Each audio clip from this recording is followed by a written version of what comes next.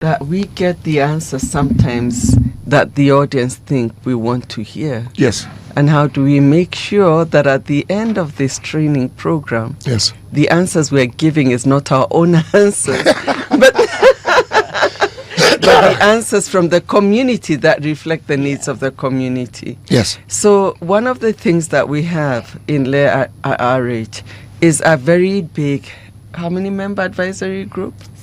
17 who come in the different pillars. We also have faculty, we have mentors, and the curriculum is also supported by consultants who help us think through this curriculum. And I remember in discussions with the curriculum consultants, was it yesterday, the day before yesterday, they said, I understand what you want is that what we want, the people who come in at the end need to be different. They need to be equipped differently. So when they ask those questions, they're not getting back their own answers. And we'll keep that in mind, CT. And the behavioral science piece of innovation, and I'll just dive into that a little bit because it gets forgotten. In product development, there's engineering, there's lab-intense people. As Dr. Nyawera said, you're concentrating on your product. You're seeing it. You're forgetting the person, the end user. Now, in the design now for product development cycles, we say you need to start with the end in mind. So as you're developing your diaphragm, what it looks like, what color is it, what shape it is, you need to make sure that the product you're using is acceptable to the community of end users.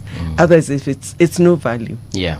It's of absolutely no value. So through this training, we must incorporate the person who's at the bench must understand also that they're creating a product for people that people can use. So incorporating all that full circle through this training, having people in science who usually don't speak to each other, because the engineer and the doctor often sit in different places. I'm going to give an example where innovation has worked. Kijabe Hospital, I believe, came up with CPAP. CPAP is a locally innovation for supporting newborn babies' respiration. And ICU care with the respirators is very expensive. And most of our units didn't have them. So our babies who needed, NICU, the intensive care unit, couldn't get respiratory support.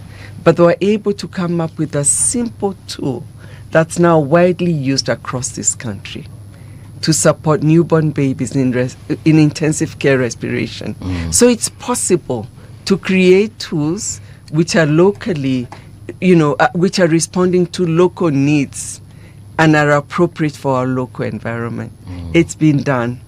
So through LEA-WH, we want our focus now to come to women's health.